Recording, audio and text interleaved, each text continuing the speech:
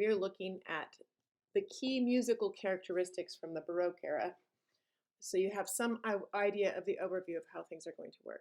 So the first big characteristic that comes into play in the Baroque era is the idea of tonality and major and minor modes. Tonality is the idea that there's a home base, that it's what we talk about when we say it's in the key of C or in the key of E flat or whatever. It just means that that note that we just named is going to feel like home every time we hit it. And so you have the idea of chords that make that note feel like home. In addition, you have the idea of major and minor modes. And major and minor modes have the same home base, but they sound different. One sounds more, to our ears today, more upbeat and happy, and the other one sounds sweeter and sadder, perhaps. So here is your home key. This feels like home. This is in major. This is minor mode.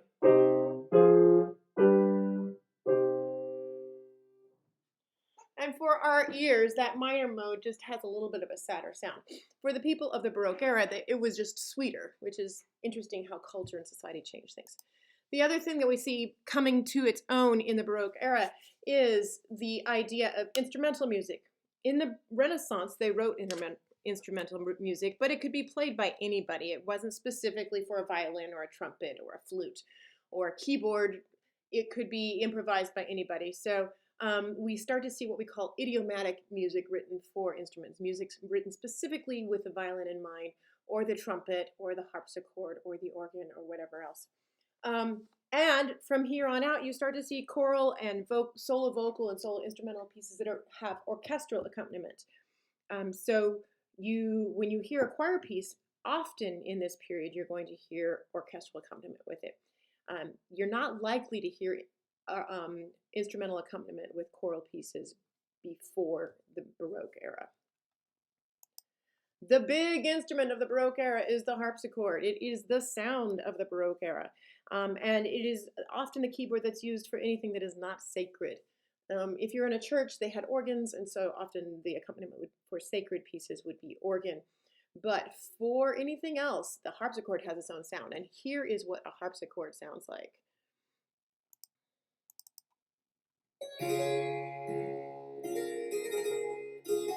Look at how much art they put into these pieces. This was a harpsichord. It's a smaller keyboard than a piano.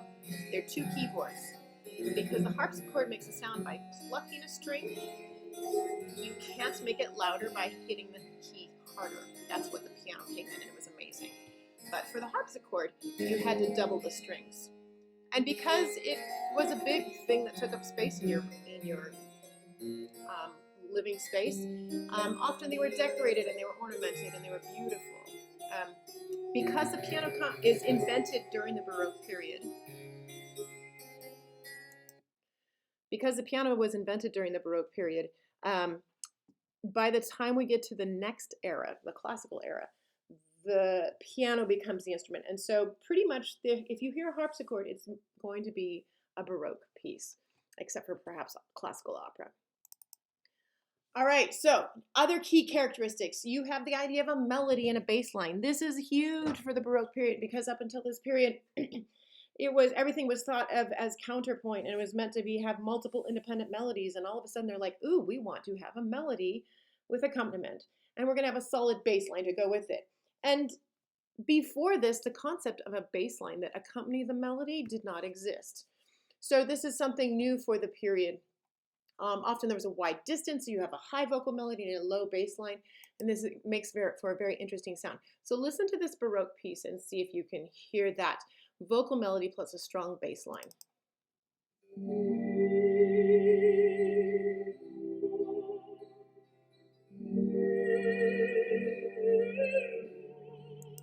You can hear the harpsichord there, you can hear the bass line played by the cello. This becomes a very distinctive sound for the period. But it's interesting because if you like listening to pop music, such as Katy Perry's Roar, you're going to hear something very similar to what we just listened to. Strong bass line, strong melody, plus some sort of keyboard thing. Okay, you can go listen to that on your own. But heads up, the idea of the pop bass line has its roots in the Baroque period. All right, so we have a special name for that. Just as a review, the Renaissance music was very polyphonic and a cappella. Mostly, there was some accompaniment, but not much. So it was mostly solo, just voices by themselves, or especially in choral music. And in the early Baroque, when we first have this shift, you have music that was simpler with a melody and a bass line and some improvised harmony. The bass line was played on a cello or bass or bassoon or something low like that. The chords were typically on a harpsichord, organ, or some sort of plucking instrument like a lute. And the bass line and chords together are called basso continuo. And this is a big deal. You need to know this term. What is basso continuo? Basso continuo is the sound of the bass line and an improvised harmony on top of it. It means continuous bass because the bass line was almost always present, and there was usually some sort of harmony if it wasn't a solo keyboard piece. So the term basso continuo is the name of the style. It is how it sounds. And pretty much any Baroque piece that outside of a straight keyboard piece had basso continuo. It was just the sound of the Baroque period. And so that sound of the harpsichord and the cello together is just should be the marker for you to say, oh, this is Baroque.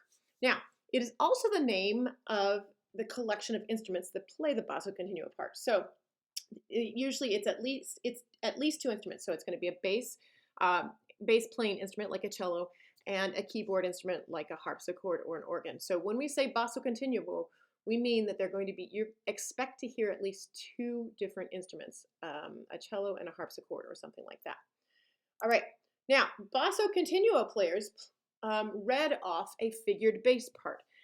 The figured bass is the notation that they read, much like somebody who plays the, is improvising with praise bands or pop bands and you have a chord chart to read and you're given a series of chords to read and you have to fill it out. And the bass player and the keyboard players all know what to do with that. And here's some good example of that.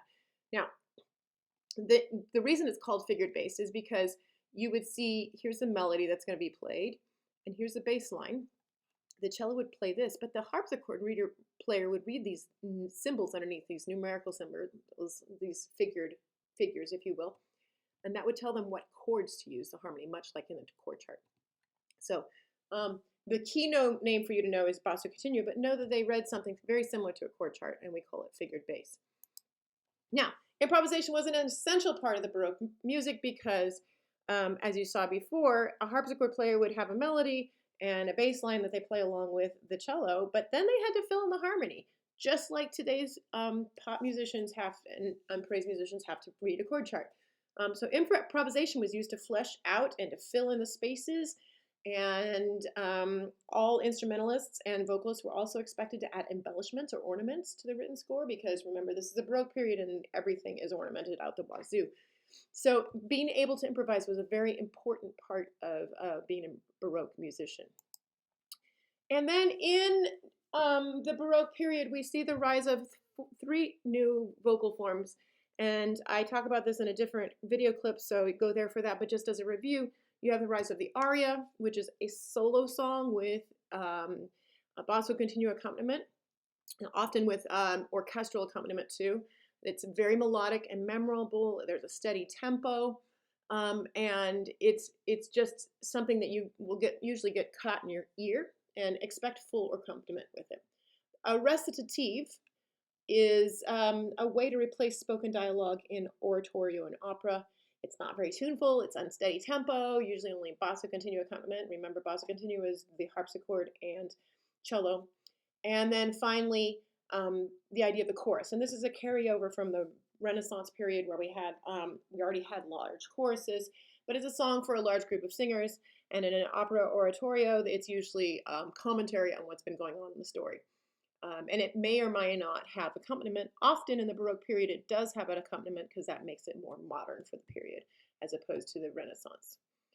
So just remember that the Lord your God is living among you.